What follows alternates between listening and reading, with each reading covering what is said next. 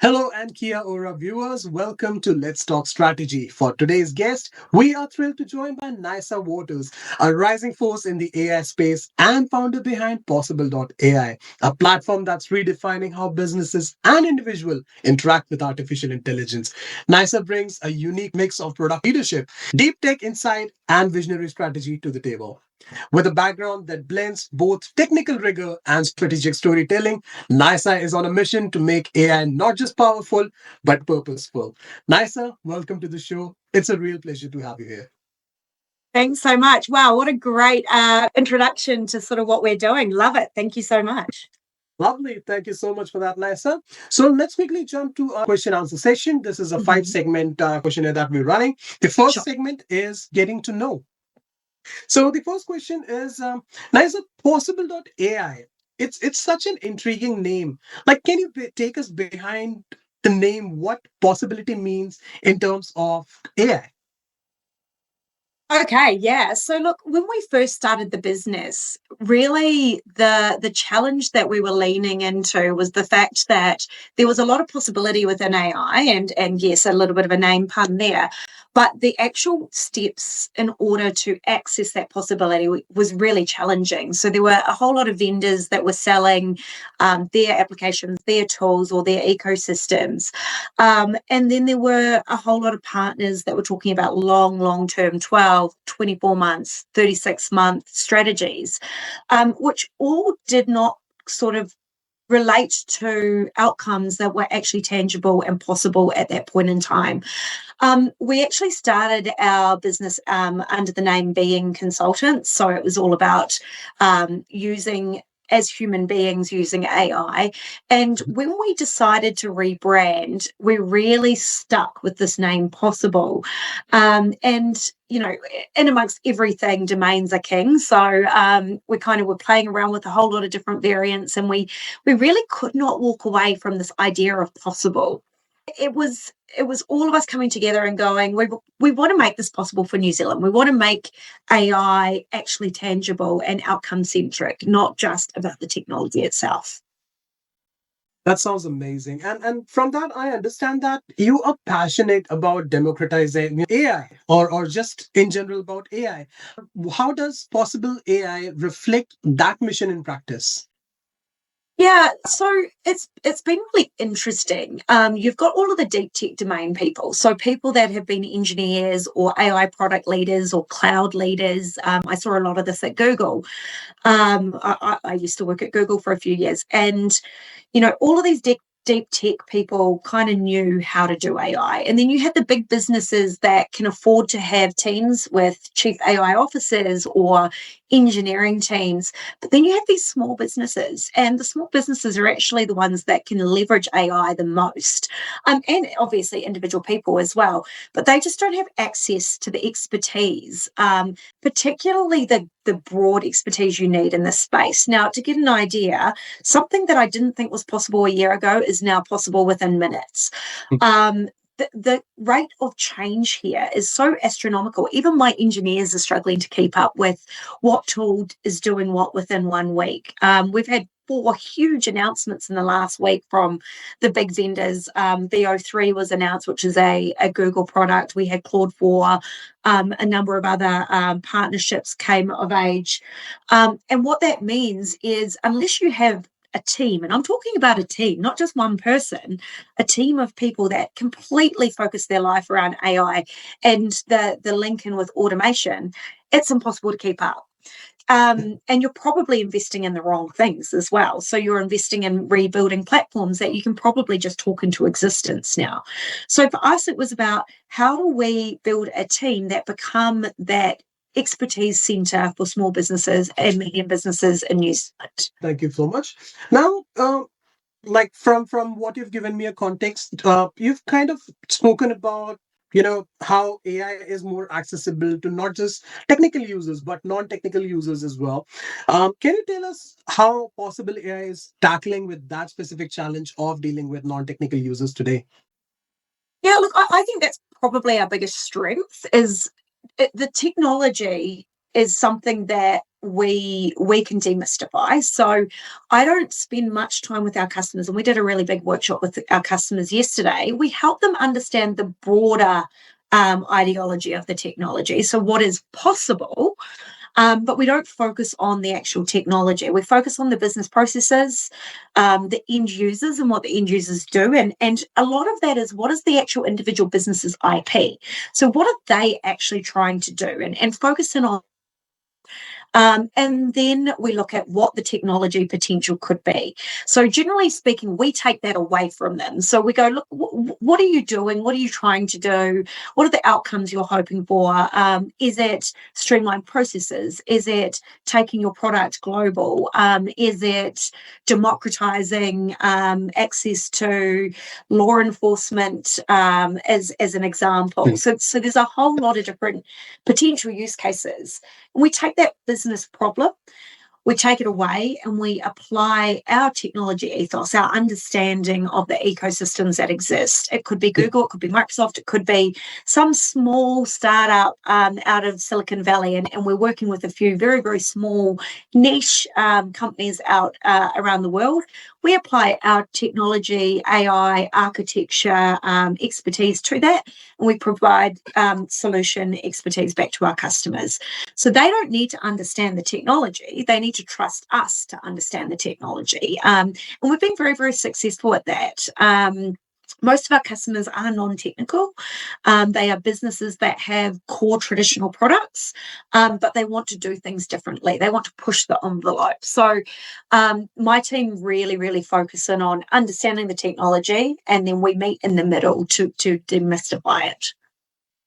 Lovely. And that's how they say technology is the strategy of the future. So is Possibl.AI. So I love that. That brings us to the next segment of our show, which is the strategy behind. So first question is, from what I've read, Nyssa, Possibl.AI started lean and then quite iterated quickly, right? So what frameworks or mental models have helped prioritize in such a fast-paced environment? Yeah, so I think from our perspective, we are bootstrapped, so we are funding this ourselves. So we do need to operate lean, and that does mean a lot of sleepless hours for me and my leadership team. But from our perspective, it's about focusing it on what we're really good at, and then partnering to fill in any gaps that we have. So from our perspective, we really do go, hey, we've got a team. What are we all really good at? So individually, I'm really good at engagement. I'm good with sales. I'm good with leadership. I'm not the technology wizard in amongst our group, right? I have my team for that. And really understanding where our strengths are, and then where our fringe interests are, and where we can overlap. And we basically just either augment via partnership through outsourcing, or partnering with other very similar businesses, actually, to be able to leverage each other where it suits. A good example is, we are agnostic. We don't go hard with one vendor like a Microsoft. So we've partnered with another Microsoft specific vendor. They don't do AI, they do Microsoft really well. Right. And if we have a Microsoft cornerstone that we need to deliver, we're going to them to do it. Now, it does make it a more expensive delivery model in some manners, but it means that we're able to offer things a lot better and quicker to our customers. So we really believe that partnership model has been very important to our strategy. And now we're leaning into, how do we start to augment our internal capabilities? How do we start to ensure that we don't have too many people on the bench doing things that we don't need them to do, or they're not available to be able to do? But how do we make sure that if somebody isn't working on a customer product, they're working on our next big product, which can be something to serve our customers long term. So that's kind of been the way that we've approached it.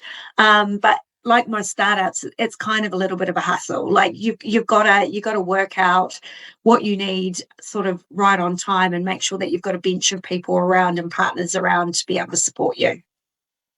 And thank you for sharing that. That actually brings me to the next question, which is, AI as a space is quite regulated because obviously it's evolving and there are certain challenges which needs to be catered suddenly and immediately. So in that instance, how do you future proof your roadmap to success?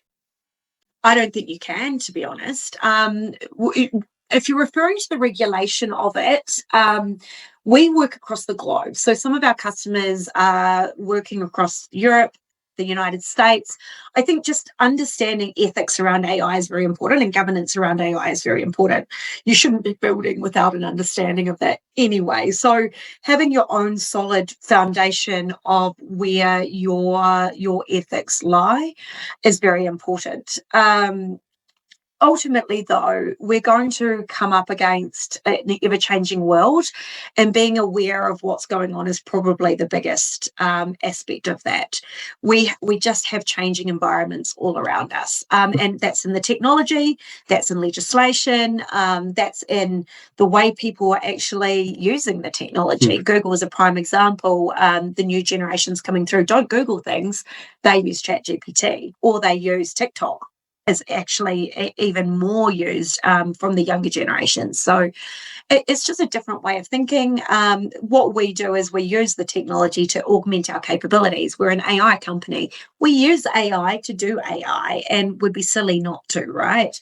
So, how do we ensure that mass amounts of knowledge on a daily basis is in our fingertips in an Yeah. accessible way? So, that's kind of how we keep up, how we future proof. Ultimately, it comes down to being able to pivot quickly, being able to see what's ahead, understand what's ahead. My business partner and chief AI officer hates being called a futurist, but he is. He seems to be able to predict 2 years into the future and understand what's going to happen.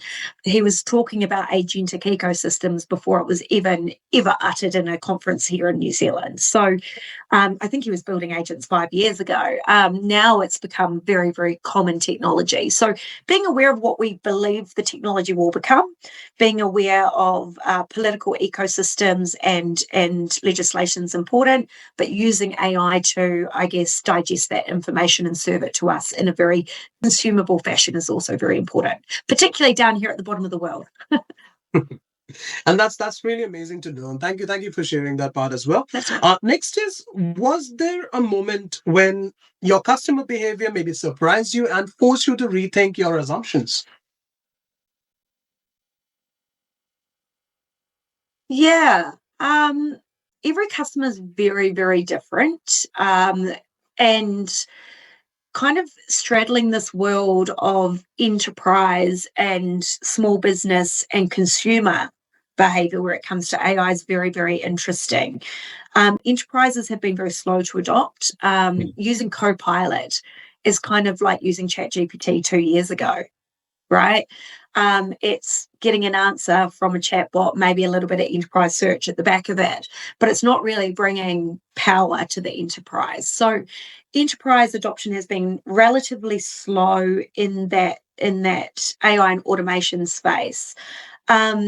These small businesses are actually really surprising me. They are challenging the status quo and more readily happy to invest in the technology because they can see the advantages. There's also less complexity, let's be honest, in a smaller business, less legacy. But I actually think it's more the leadership. With a smaller team, a more agile team, you have leaders who are willing to go, I think we need to do this and we need to do it quickly. So that's probably been the most surprising aspect to what we've been doing over the last few years. It Mhm. hasn't been the enterprises that have been innovative. It's been these amazing Kiwi small businesses that go, we can do something and we can do it big. And I honestly think that's going to be the backbone to our country's success in the future. 100% agreed on that. Thank you so much, Nyssa. This is going amazing. Awesome. So, the next segment we are jumping now is challenges, growth, and lessons. So, the first question is, it's kind of reiterating to my previous question. So, startup in AI, like it often wrestles between or with balancing innovation and responsibility. So, have you faced any dilemmas in this space? Yeah, absolutely. sometimes being where we are means that we've got pretty low resource pool, right? So within New Zealand, we've been pretty slow to adopt AI technology, and the way we think of AI is quite far behind the rest of the world. So I spend quite a lot of time and too much time, as far as I'm concerned, traveling to other countries to see what partners are out there, because we are down here, we don't necessarily have as many of these AI startups coming to us and selling to us. Yes, you can use the world of technology, but it's quite hard to beat through the noise and see those standout opportunities. So I travel a fair bit to understand what partners are out there in that ecosystem. But what this comes down to is being in New Zealand, the access to really amazing people who are super passionate about AI, who understand the potential, has been quite difficult. So hiring's been difficult. Finding people that can do what we need them to do, which is straddle the world of technology and business, and largely enterprise business, has been very, very difficult, because you need to understand tech debt, architecture, but you also need to understand how to untangle that spaghetti and apply AI in small use cases in a way that isn't confronting to the business, so potentially removed from some of the standard business operations. Challenges. It's a pretty small market here, and it's becoming a bit of a saturated market in terms of consulting. And I think where we started off, we thought we'd be doing a lot more consulting than we are.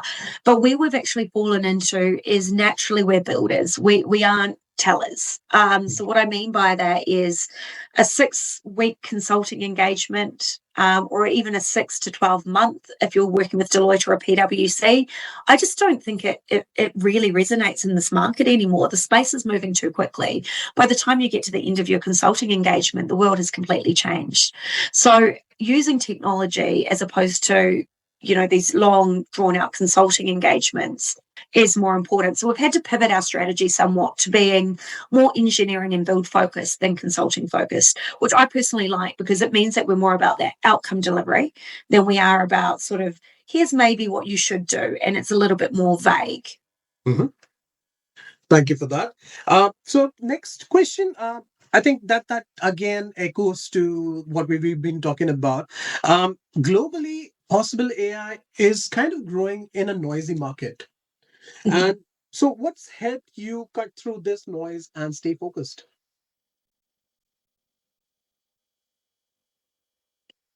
Look, it is a noisy market, but it's an exciting market. And I think when you really dive in deep with customers and understand them, and we've been blessed, we probably could have grown a little bit faster than what we have, but we've really, really focused on working with customers who we know. So we have existing relationship and trust with, working with customers that echo our intent, so echo our focus and desire to change things for good, and are really disruptive, so aren't really afraid of the fact that things are going to pivot. So I guess from our perspective, staying very focused on what we need to deliver for our customers has been the most important part. The technology is going to change. It is noisy. We need to be aware of that noise behind us, but we need to stay focused on what we need to deliver. Again, we set out on one particular customer build, and we didn't know how we were going to solve the problem, but we knew that within the next 6 months, that problem would be solved. Mm-hmm. And it is just understanding, I guess, from a future technology perspective, the problems that are being solved on a research level and how they then roll out into products at a more macro level is really important. So there's been a lot of innovation over the last 6 months. We went into it understanding that at the moment it's going to take this to build. but also that those timeframes are going to start to shrink. And now you're seeing Claude and Cursor and all these tools really augment code, or giving very, very strong, VO3 was an amazing launch last week, where you can see videos mass generated via prompting. So I think for us, it's knowing that the technology is going to happen around us, but staying focused on that customer outcome. I think the biggest area where maybe we could or should is marketing. I'm not a marketer. I believe in depth of relationship, so we do need to get better at our marketing strategy personally, and that's something that I'm working on. What I have found is there's a lot of people out there marketing themselves as AI agencies, but have never ever built a technology system, nor do they even understand neural networks and how AI is actually built in the background. They've never worked in computer science. So to be able to give your expertise, you really do need to have that foundational understanding. Otherwise, you're leading customers astray. So I guess I want to be a little bit unique to that, and not just be that consultant that's that talking figurehead. I want to show what can be done. So I think establishing those proof points have been really important for me. 100%. I love that response. Thank you for sharing that. Now, jumping into the next segment, which is the future. This is, I think, one of my favorite questions in this segment. The first is Possibl.AI has been working on so many things. What is the next chapter for Possibl.AI, or if you can share a sneak peek of what's coming next? Yeah, I think, and I don't want to sort of announce things before they're announced, obviously. For us, it's how do we democratize AI further? So how do we really push the envelope in terms of, rather than really expensive consulting engagements, how do we create an AI consultant that all of our New Zealand businesses can use, and it be grounded in really strong fact. So we're working on some tools to be able to do that. It's a little bit of lead gen for us, but it's also about how do we help New Zealand rapidly evolve in this space. So we are looking at our own, I guess, open marketplace for customers to be able to understand what AI tools are very good out there. We are working on and again, I'm probably being vague because I don't want to share too much before we actually action it, how we can help customers build quicker. So how do we ensure that AI is being leveraged in engineering ethos to be able to enable really, really quick resolution of some of these ideas? So ideating, pre and prototyping tools for customers to be able to leverage AI. So you'll start to see some things come out from us very, very shortly around that space. But for us, it's about scaling. How do we make this more accessible to more users without our involvement? So we can kind of focus on those more complicated AI use cases and go, this is really easy. This will save so much time in your business, or allow you more access to customers. You don't need me hours on end to do it. Trust us. Here's a great tool, or a great workflow, or a great automation that you can embed in your business very, very easily. So we want to make that really, really accessible to scale. That is exciting, and I definitely look forward to it. Awesome. So next is, as AI moves from novelty to necessity now, because it's becoming big. Mhm. How do you think strategy itself is evolving in AI first companies?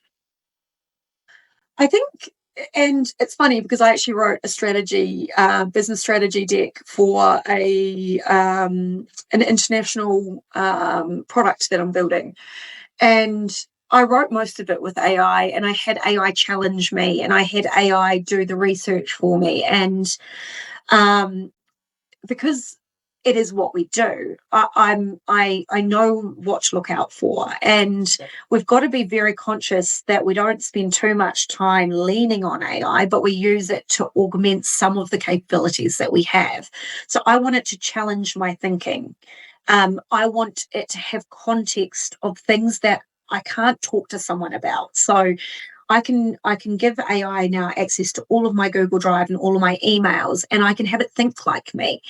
Um, so what's going to start to happen is, one, there is a risk that you can become in your own echo chamber because you're effectively learning off AI that's been trained off AI that's been trained off AI, and that's a problem.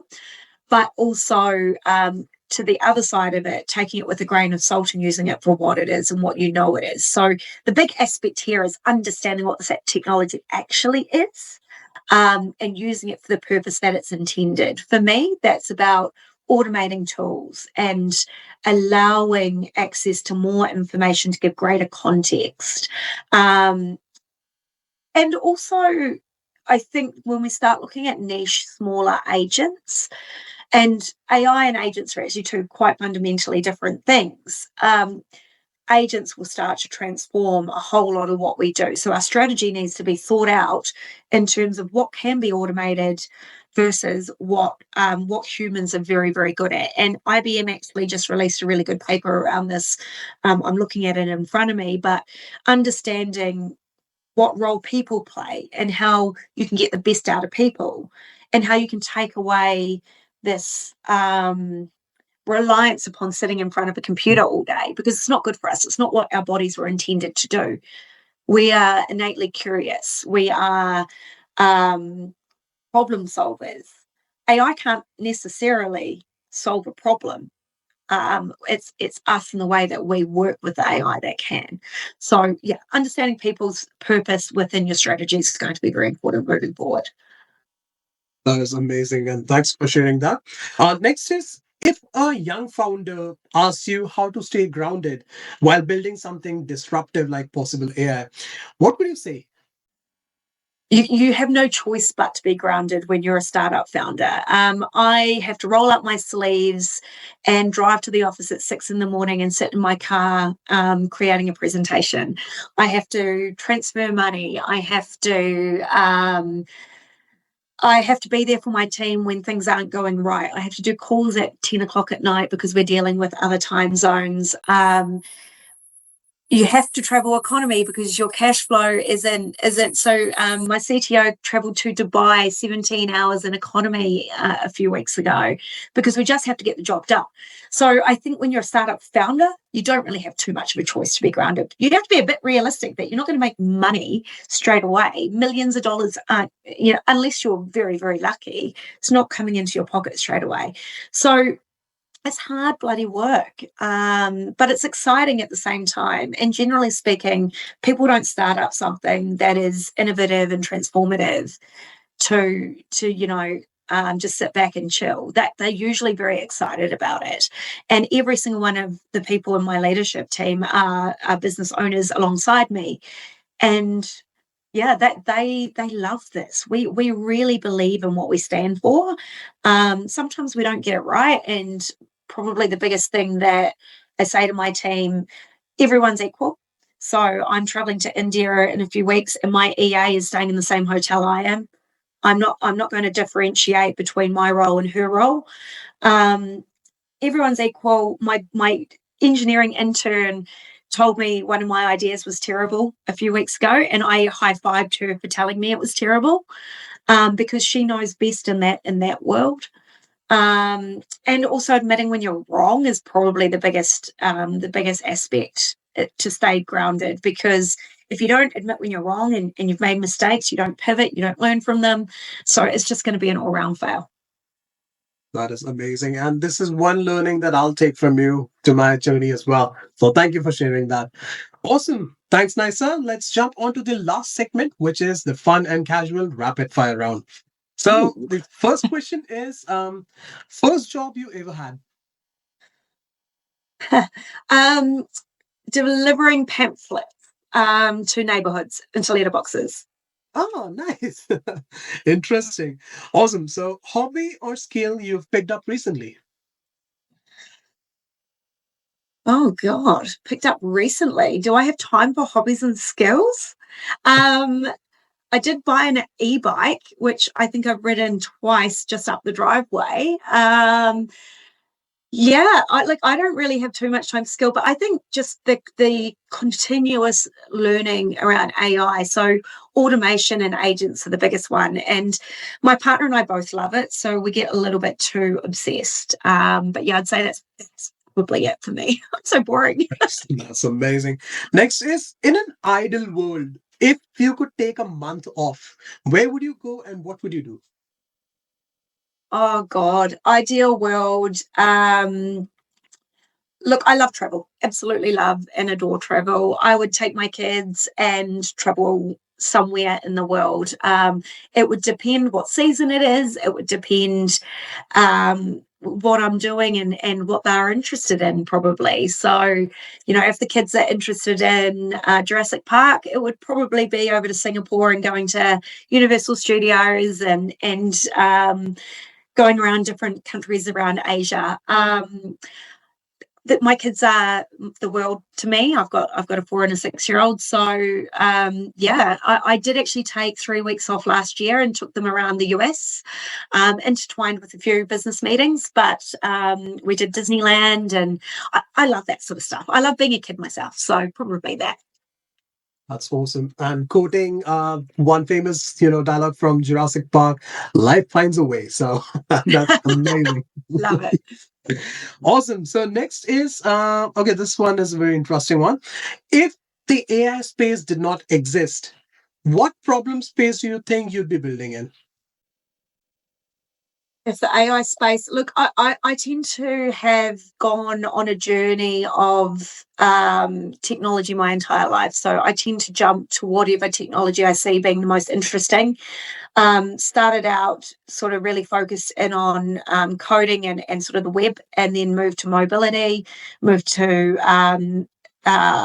sort of telco and broader infrastructure, and then moved to cloud, and now into AI. So it's been kind of a technology evolution journey. But if I completely put technology aside, um, I love solving business problems. So I love, like, if I'm at a hotel and I see something, I just go, how could we be doing this better? So it's almost this continuous, how might we? So probably just problem solving in general, just looking at it'd be cliche to say consulting, but maybe management consulting or business consulting in some sense. I love that response. Thank you. And the last question is, what's something people are always surprised to learn about you? I'm a fishing record holder. I love being on boats and I love fishing, and I love the drinking beer and getting grubby and filleting afterwards, the whole process of fishing and camping and kind of being outdoors.